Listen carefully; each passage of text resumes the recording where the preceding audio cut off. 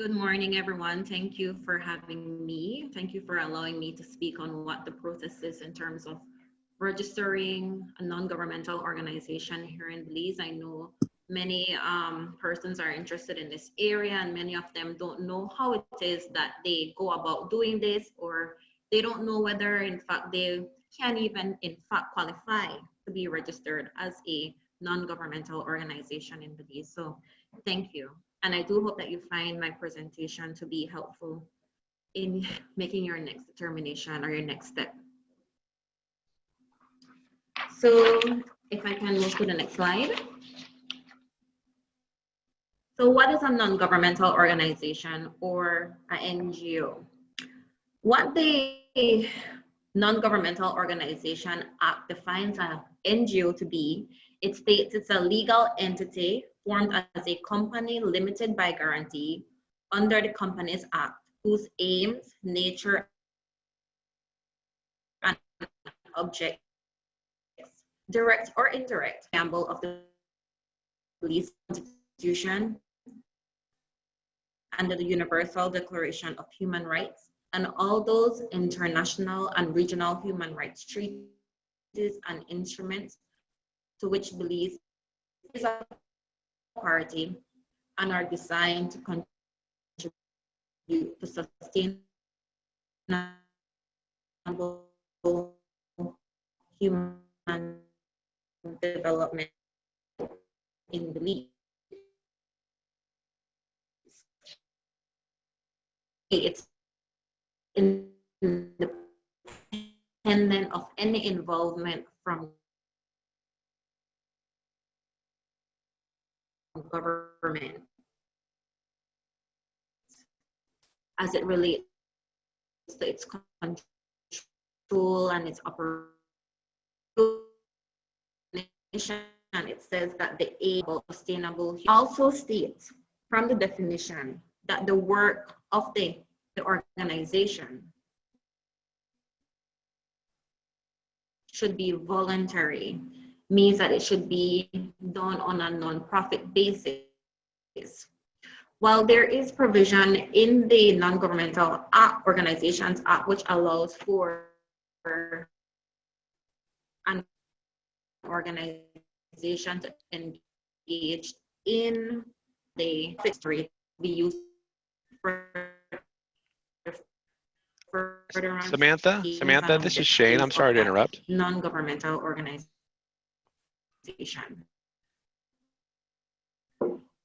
Hey, Samantha, this is Shane. What we have. One last thing that I want you will take. Yeah. Your audio is breaking up quite a bit. I wonder if we could pause for a moment and maybe we can ask you to turn off your video to allow some extra bandwidth for your audio and to see if that could help.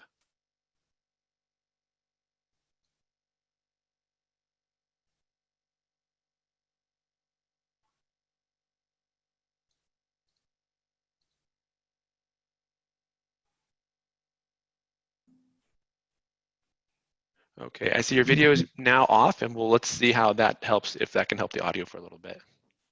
Okay, are you hearing me? Are you seeing me?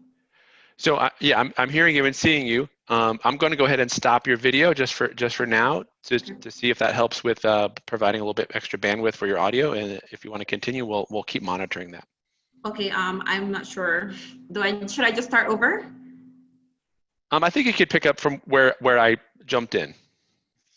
All right, so if we could move to the next slide.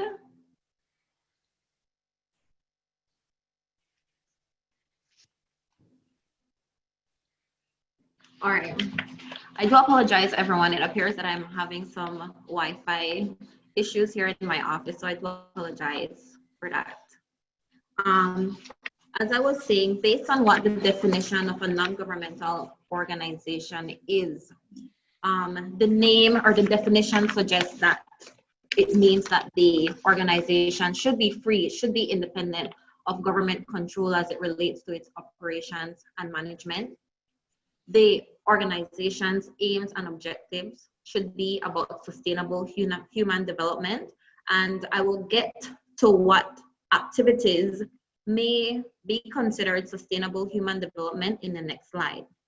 From the definition, It also suggests that the work should be voluntary and it should be done on a non-profit basis.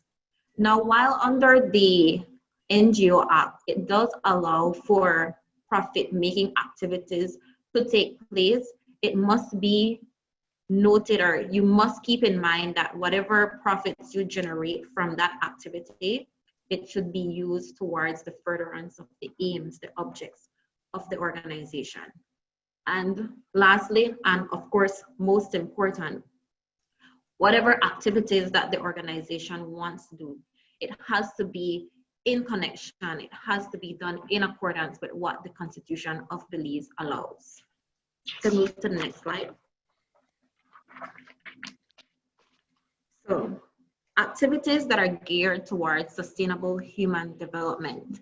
These activities will include the promotion and protection of human rights and freedoms under the Constitution of Belize, the education of these human rights and obligations that are guaranteed under the Constitution, the promotion and protection of the educational system to meet the basic needs, the promotion of responsible conservation, protection, and sustainable use of environment, resources, antiquities, and monuments, the promotion of primary and secondary healthcare and sanitary standards, the promotion of patriotism, the promotion and protection of Belizean culture, the promotion of gender awareness, or any other activity that you feel promotes anything that is geared towards sustainable human development.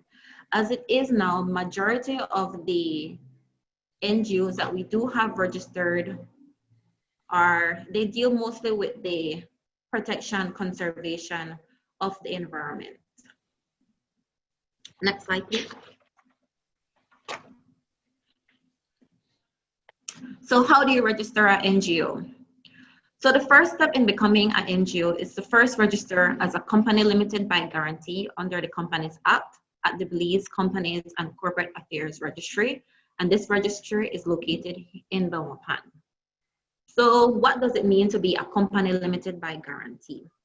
So some of you may know this as a company not for profit, but really and truly it's a company where the members get together and they say that in the event that the company is going to wind up or dissolve, that this is what we will contribute in terms of any liabilities that is owed. So yes, it can be company limited by guarantee or a non-profit company. So what do you need to register a company limited by guarantee or a non-profit company? We ask that you submit articles of association, and the articles of association will be the rules that governs how you will manage your company. And then you have the memorandum of association, and this will provide what the company will do, the aims, the objectives, the nature of the company. And I want to state right here that these documents here that I've stated, the articles and memorandum of association, they're for the registration of a local limited by guarantee company. While I don't have a slide here for the registration of overseas nonprofit company, I would like to speak a little about that, because here at the Attorney General's Ministry, we do have overseas companies that have successfully registered as NGOs. So to register an overseas nonprofit company and an overseas NGO, what you will need to submit to the company's registry would be if you have any articles of association, any memorandum of association, or if you have any bylaws. Also, if you were issued with a certificate of incorporation from your respective country, we'd ask that you submit those documents to the company's registry. So to register a company limited by guarantee is very fairly easy. You only need those two documents for a local company, the articles and memorandum of association, and for the overseas, depending on whatever documents you have used to register in your particular country, we ask that you submit those documents at the company's registry. Next slide, please. So once your company has been registered successfully at the company's registry, we ask now that you submit those same documents that you would have submitted at company's registry to our office here at the Attorney General's Ministry. In addition to those documents, we have an application here that we have prepared. And if you will note from the application, it's a very detailed.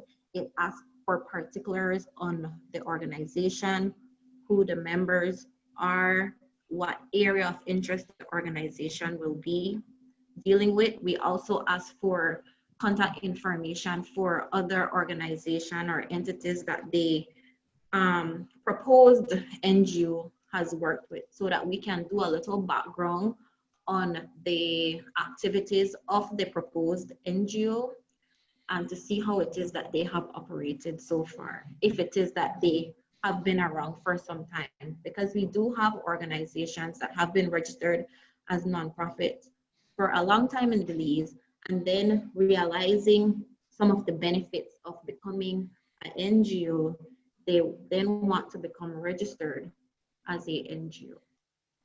Next slide, please.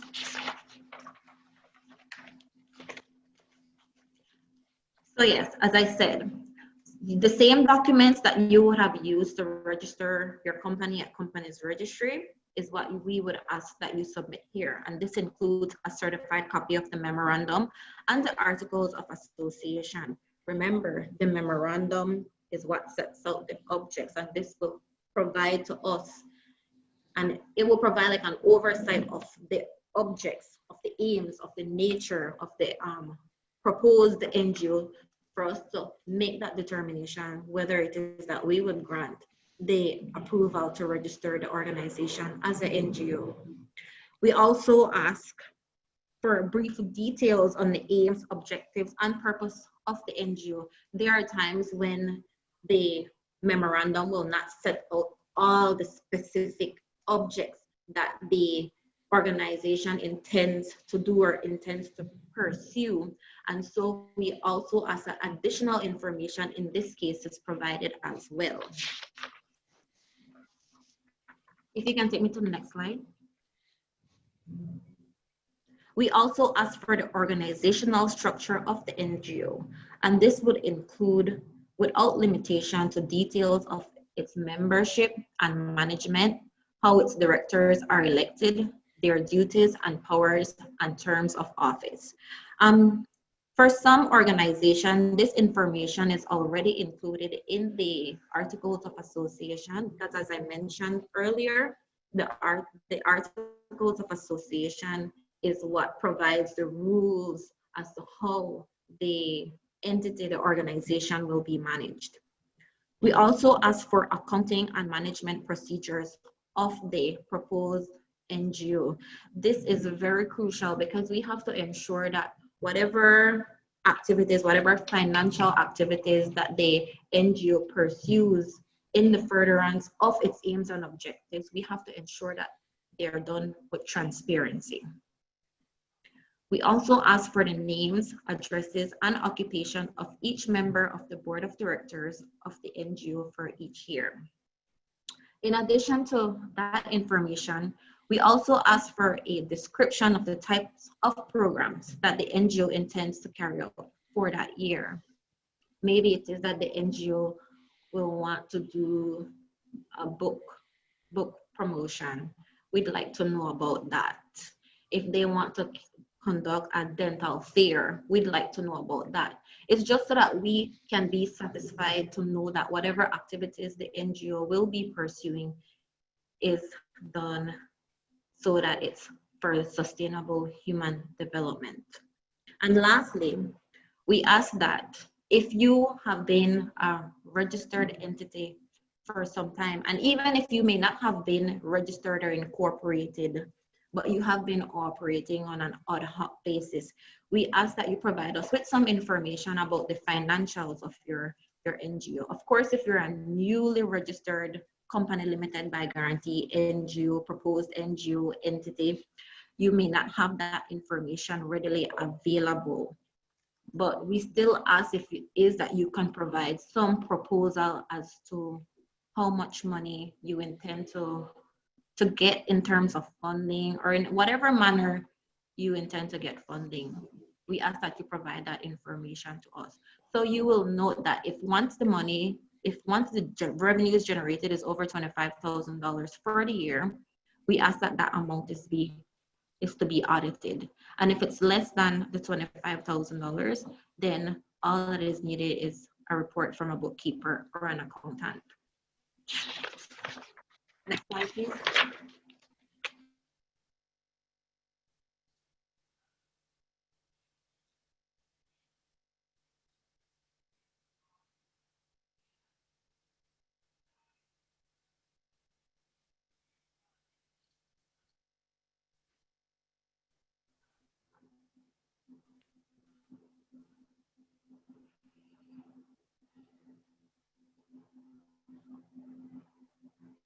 Thank you so much. Samantha, yes. I think we missed that last part except for thank you. If you want to repeat that, I think your audio dropped for just a moment. What part? The part as to the requirements or the register once you have completed the submission of the documents? Yeah, when we move to this slide, your audio drops. So if you just want to take this slide again, that'd be great. Okay, sure. I didn't take it actually because I realized that I was not getting any response. So, but yes, once you have submitted all the information that we have requested, we will review the information to ensure that whatever activities the organization, the proposed NGO will engage in satisfies what is sustainable human development. Then we would ask that there's a payment be made of $100, and this is a one-time payment. When you make this payment of $100, there will be no other financial obligation as it relates to the maintenance of your NGO status. So once you've made this payment, the organization, the proposed NGO, will be issued with a certificate of registration. And I provided an example of what this certificate looks like. And as you can tell, it says certificate of registration as a non-governmental organization. And there you will insert the name of the now registered NGO, and this will be signed by the registrar of NGOs. Next slide, please. So once you have registered, you're operating, you're carrying out your objectives, you're carrying out your programs. At the end of your financial year, there will be legal obligations under the Act for your registered NGO. And as you can see from the slide, it says that within 4 months after the end of its financial year, an NGO is required to submit the following documents to the Attorney General's Ministry. And this includes an audited account in accordance with Section 15.2 of the NGO Act, a certified copy of your financial statements, as well as a report which highlights the programs, the activities that your NGO would have done for the year before. Again, we ask for this information to ensure that whatever activities the NGO is engaged in is again geared towards sustainable human development. But we also ask for the accounts. We want to ensure that whatever activities, whatever funds are generated, that it's done with transparency and accountability. So once after the 4 months and you submit these documents, we would consider the NGO to be in good standing.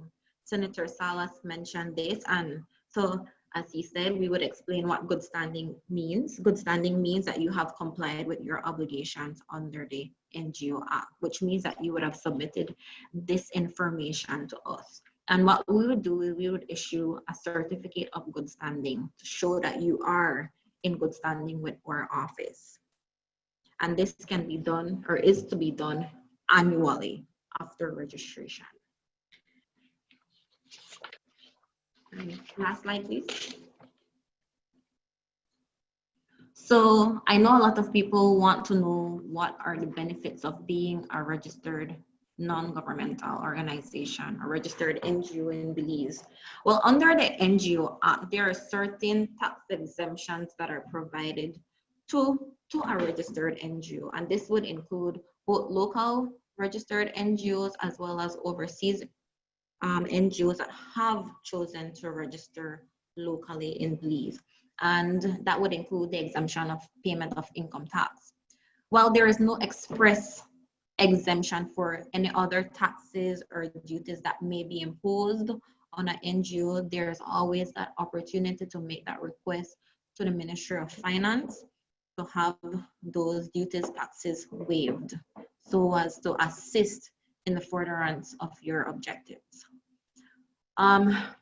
Also, based on my experience here, a lot of entities want to be registered as NGOs because there are other international NGOs that would rather work with legally registered NGOs here in Belize, and they don't hesitate to provide funding to those NGOs. So that is another benefit to successfully registering an NGO here in Belize. Moreover, I think one critical benefit would be just to have that legal standing, that recognition as a non-governmental organization here in Belize.